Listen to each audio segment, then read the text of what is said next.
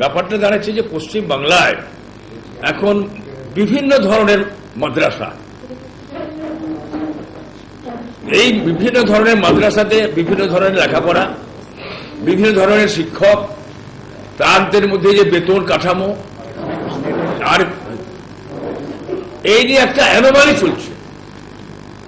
সেই ব্যাপারটা নিয়ে আমরা চাইছিলাম যে এটা তো under the ministry of chief minister, minority affairs এর মধ্যে পরে মাদ্রাসা এডুকেশনটা, মাদ্রাসা বোর্ডের।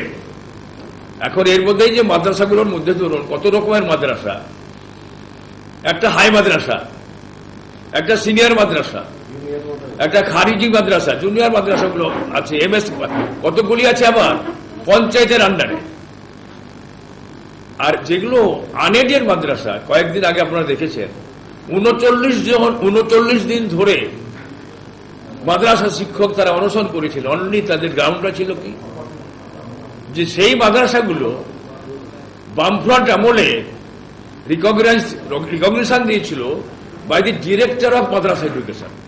যে মাদ্রাসা মাদ্রাসা মাদ্রাসা সংখ্যালঘু সংখ্যালঘু সংখ্যালঘু বলে যত চিৎকার, তাহলে এগুলো কি সংখ্যালঘু ভাইদের কাছে কেবল ভাবতা? তাদেরকে বিভ্রান্ত করার একটা প্রচেষ্টা, তাদেরকে ভোট কেবলমাত্র ভোটের জন্য তাদেরকে চিন্তা করা। আমরা এইটাই চেয়েছিলাম যে একটা পলিসি ঠিক করুক রিগার্ডিং দি মাদ্রাসা এডুকেশন।